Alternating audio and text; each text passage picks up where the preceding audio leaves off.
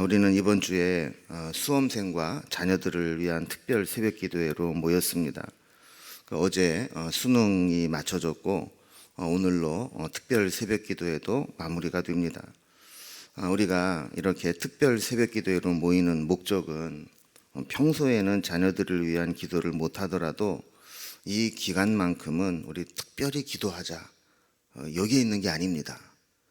이 특별 새벽 기도를 하는 것은 이러한 특수한 상황을 계기로 해서 우리가 자녀를 위해서 기도하는 사명을 잘 감당하는 부모가 되자, 이것이 진정한 목적이라는 겁니다. 그래서 특새에는 특별 새벽 기도를 끝나면서 이제 기도 끝났다, 이게 아니라 특새를 통해서 이제 본격적으로 기도해야 되겠구나 하는 그런 마음을 갖는 게 특새의 목적입니다. 그래서 오늘 이 제목도 다시 시작하는 기도, 이렇게 정해봤어요. 그래서 우리가 특새가 이제 오늘 맞춰지니까 한 주간 동안 안 하던 새벽 기도에서 힘들다, 이제 끝났다, 이게 아니라 우리가 어떤 형편 가운데 있든지 어떤 자리에 있든지 우리가 이번 기회를 통해서 더 본격적으로 기도해야 되겠구나, 이런 마음을 가졌다면 이제 특새를 잘한 것이고, 이제 오늘로 끝이다 그러면 잘못한 겁니다. 여러분, 우리가 이 세상에는 AS라는 게 있잖아요. 애프터 서비스라는 약자입니다. 의무적으로 혹은 자발적으로 AS를 하는 경우도 있습니다. 그 기간 동안은 보장을 해주고 무상으로 이 부분은 책임을 지겠다 하는 거죠. 또 어떤 경우는 리콜이라고 해서 이미 판매가 되고 사용을 하고 있는 것 중에 심각한 하자가 있다면 그 부분을 무상으로 교체를 하거나 수리를 해주는 것, 이런 것들을 리콜이라고 부르죠. 이렇게 이제 AS나 리콜은 한계를 정해놓고 합니다. 무한정 해주는 건 아니죠.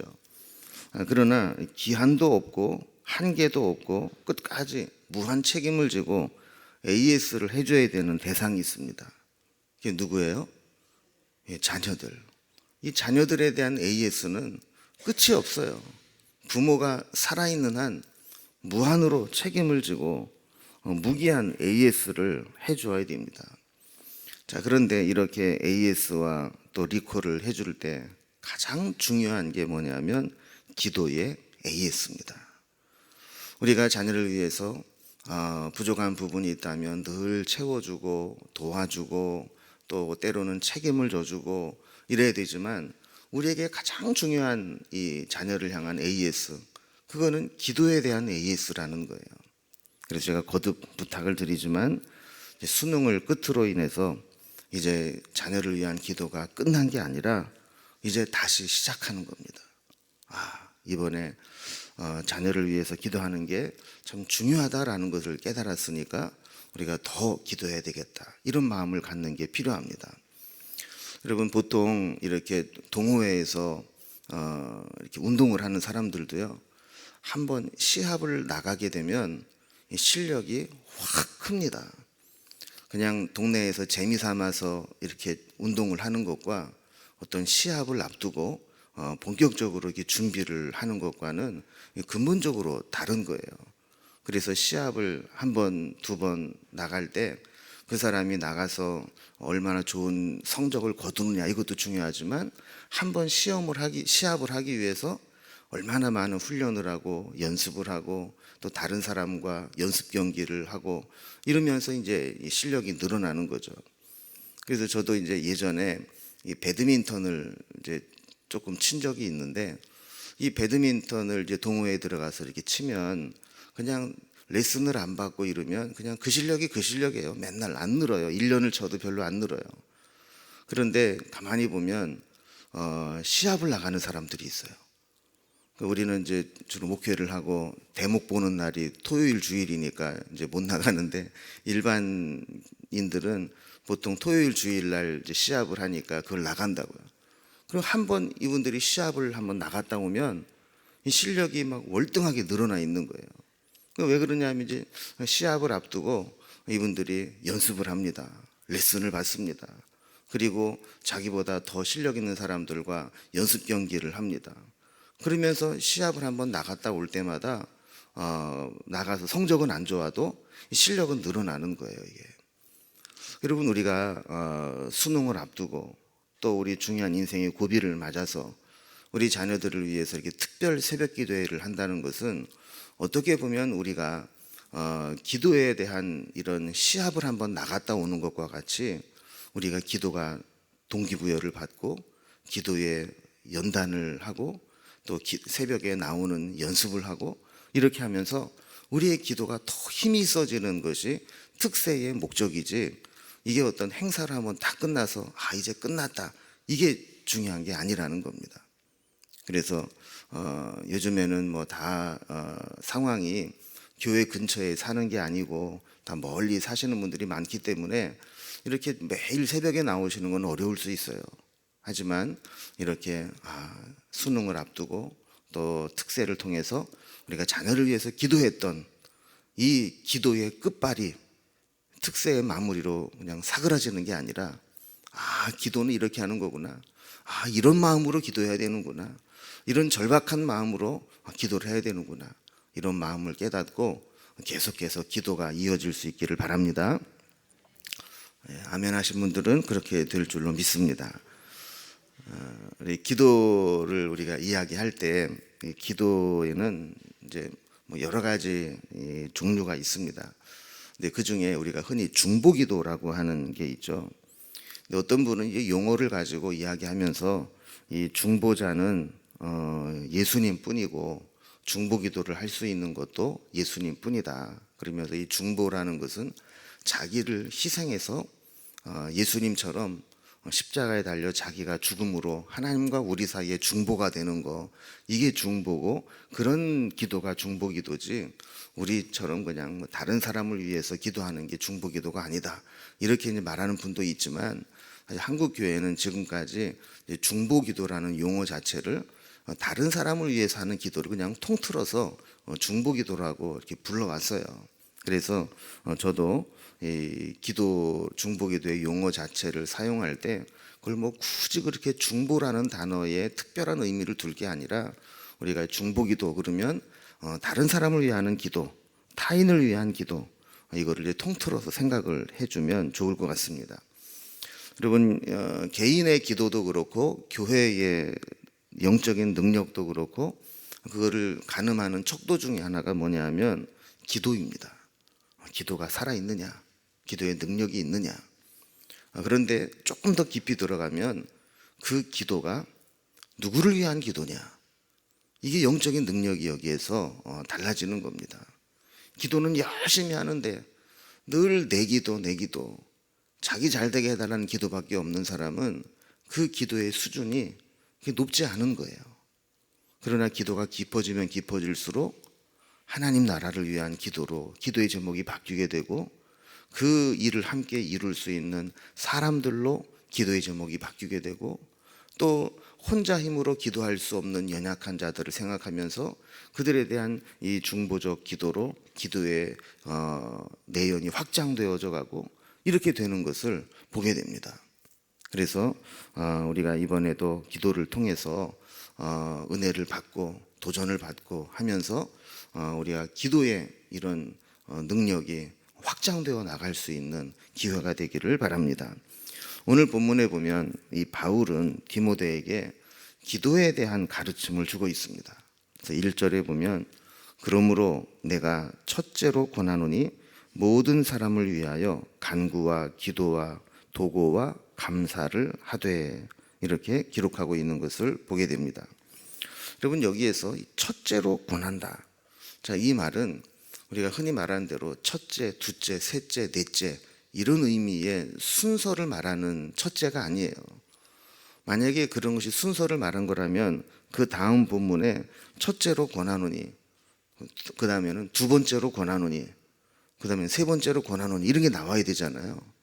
그런데 오늘 본문을 보면 그렇게 첫째, 둘째 순서적인 의미의 첫째, 둘째가 아니라는 것을 알게 돼요.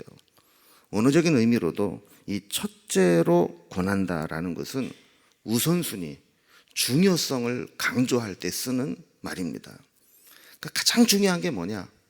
그거는 기도라는 거예요. 여러분, 기도가 그 무엇보다도 중요하다. 이거를 강조하고 싶은 표현입니다. 여러분, 디모데 전후서를 우리가 이제 바울 서신을 분류를 하다 보면 어떤 서신이라고 분류를 합니까? 목회 서신이라고 분류를 하죠. 이 목회 서신이라는 얘기는 목회자에게 보낸 편지라는 거예요.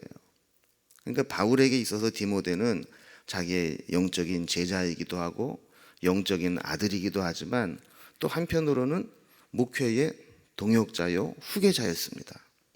그래서 우리가 이제 성경을 보면 바울이 복음을 전하고 교회를 개척을 하고 다른 곳으로 옮겨서 교회를 개척을 하면 그곳에 누구를 보내요? 디모데를 보내요. 그래서 야, 내가 지금 다른 데 개척하러 가야 되니까 여기 내가 세우는 교회는 네가 와서 목회를 해라. 그래서 디모데를 보낸다고요. 그래서 이렇게 디모데를 자기의 후임 목회자로 세우면서 보낸 편지가 바로 목회서신이라는 거예요.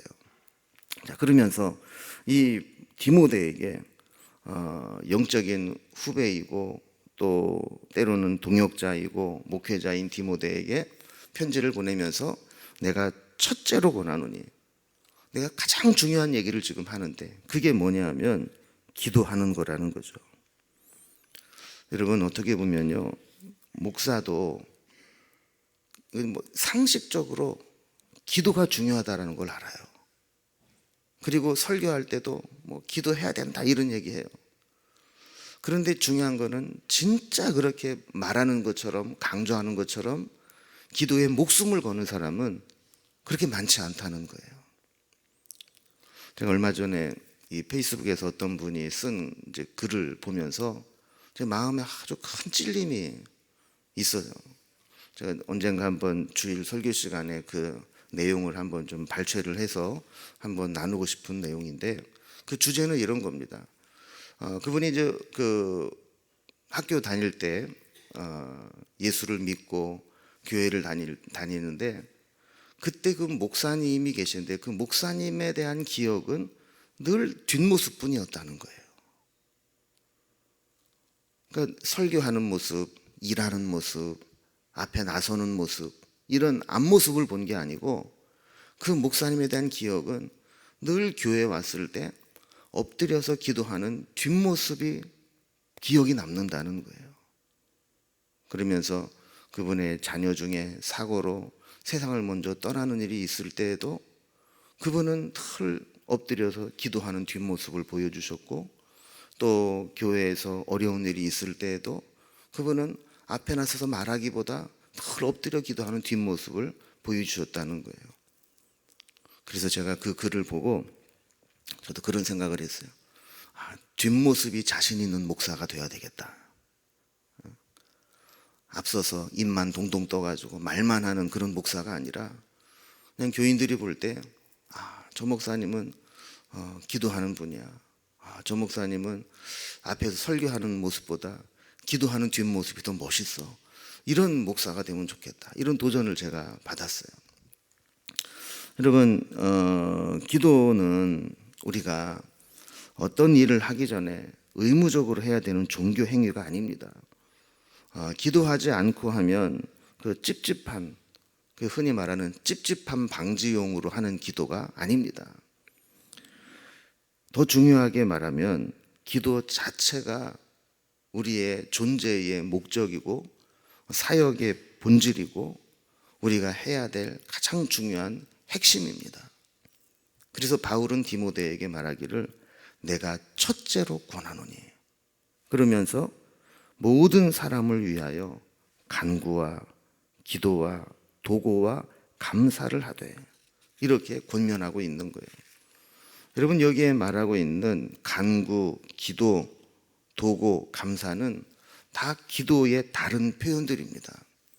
근데 굳이 이거를 이렇게 다른 용어로 표현한 것은 문학적으로 이 다양한 방식으로 기도를 강조하기 위해서 한 의미도 있고, 또 어떤 사람은 이 네 가지의 의미를 또 분류를 하기도 해요.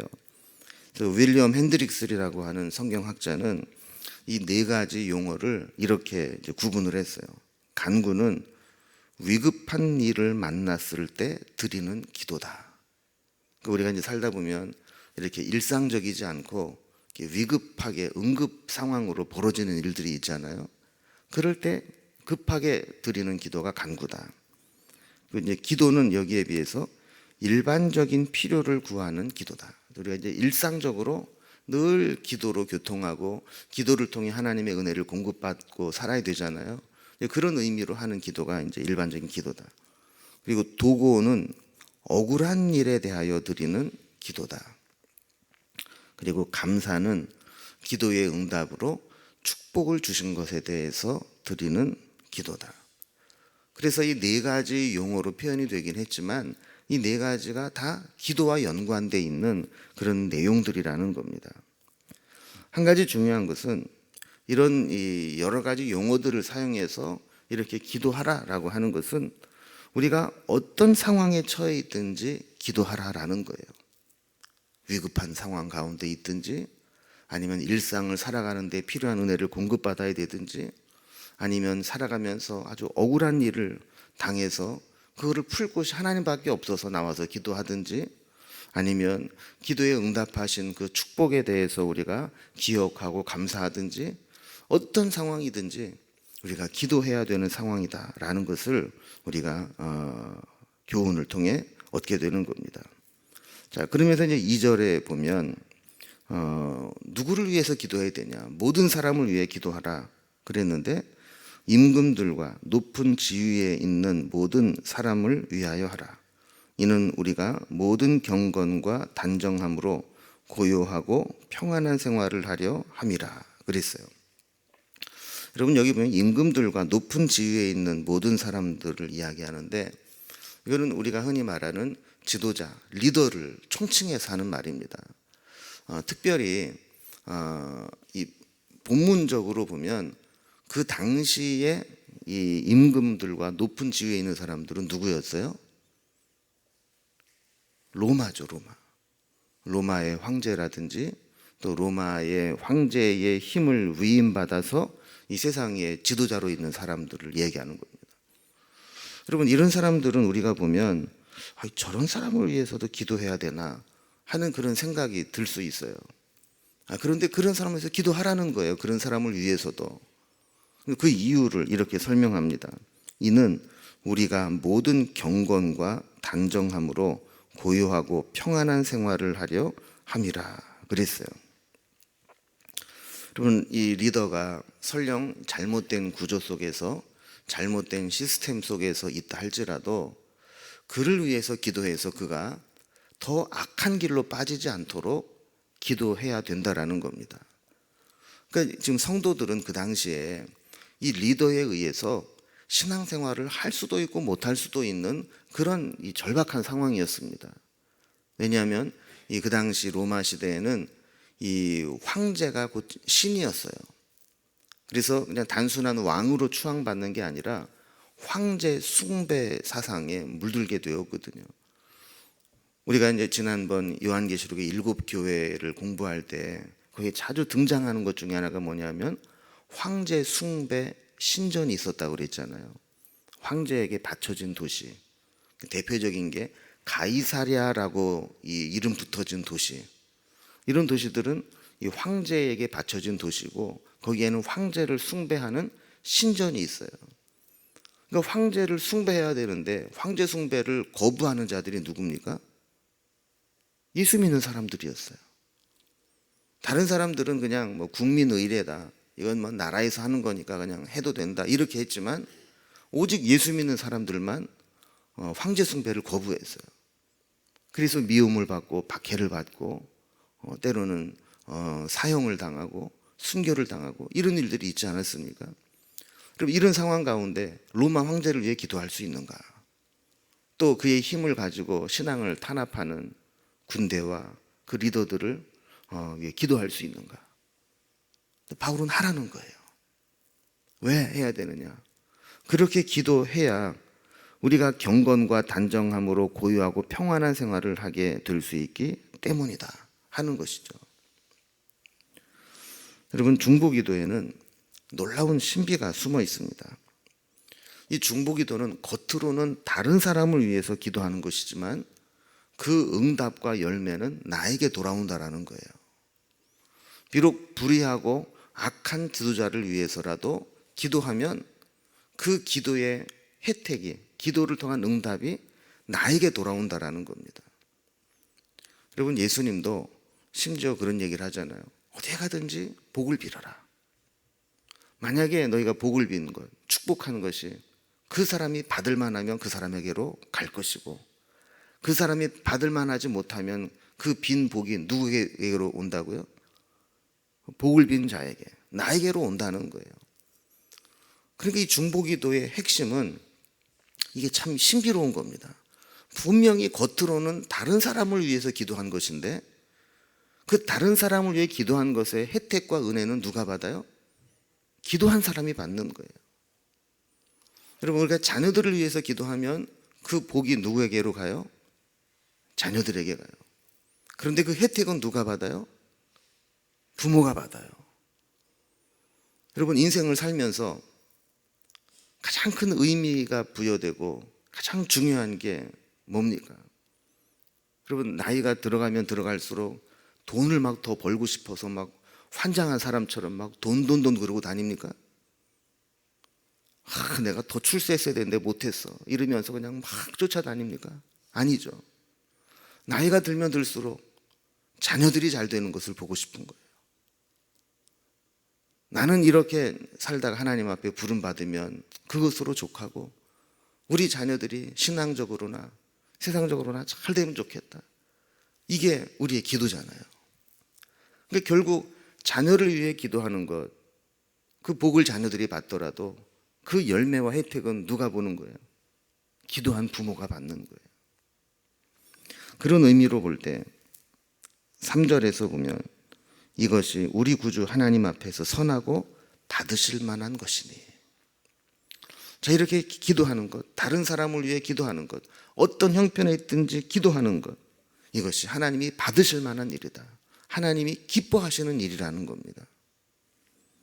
4절에도 보면 하나님은 모든 사람이 구원을 받으며 진리에 이르는데 아는데 이르기를 원하시느니라. 우리가 기도를 통해서 다른 사람을 위해 기도하고 간구하고 하다 보면 결국 그 사람이 하나님의 은혜를 깨닫게 되고 하나님께 돌아오게 되는 것, 이 하나님의 구원 계획을 이룰 수 있게 하는 것이 기도라는 겁니다. 바라기는 우리가 이 특세를 마무리하면서 우리의 기도가 이런 하나님이 받으실 만한, 하나님이 기뻐하실 만한 기도로 확장되어져 나갈 수 있기를 바랍니다. 자, 이번 주 우리가 특세를 통해서 집중적으로 기도의 자녀들을 위한 또 기도를 하게 되었는데, 오늘은 마무리하면서 이 미국의 그레고리 해리스 교수가 자녀를 위해서 무엇을 기도할까에 대한 가이드를 설명한 부분이 있는데, 그 부분을 중심으로 우리가 어떤 기도의 제목을 가지고 자녀를 위해서 기도해야 될까 하는 부분을 함께 나누고 그 제목으로 기도를 하도록 하겠습니다. 먼저 첫 번째로는 자녀들의 구원을 위해서 기도해라, 이렇게 권면합니다. 어릴 때부터 구원의 기쁨을 맛보고 하나님 앞에 겸손하고 언제나 하나님께 마음을 향하고 하나님을 경외하는 삶을 살도록 해야 된다. 그래서 이 자녀들의 이 구원의 문제를 위해서 우리가 반드시 기도해야 된다. 두 번째는 자녀들이 하나님과의 올바른 관계를 맺으며 살아가도록 기도해야 된다. 단순히 구원받는 것으로 끝나는 것이 아니라 하나님 말씀을 향한 끊이지 않는 목마름을 가지고 늘 영과 진리로 예배하며 하나님과 친밀한 관계를 맺으며 살아가도록 기도하는 것이 필요하다. 세 번째는 저들의 삶을 위해서 기도해라. 저들이 주님 다시 오심을 바라는 자로서 깨끗한 삶을 살고 영원을 바라보면서 이 땅 안에서 삶을 살아가기 위해서, 또 삶의 모든 영역에서 하나님의 영광을 위해 일할 수 있는 안목을 가지고 살아갈 수 있도록, 세상을 본받지 않고 말씀으로 깨끗한 삶을 살고 그리스도를 아는 지식과 은혜 안에 자라나도록, 네 번째는 이 자녀들의 죄의 문제에 대해서 이 세상에 수많은 악으로부터 보호함을 받고 죄에 대한 성령의 강한 책망을 깨닫고 이 죄에서 벗어날 수 있도록.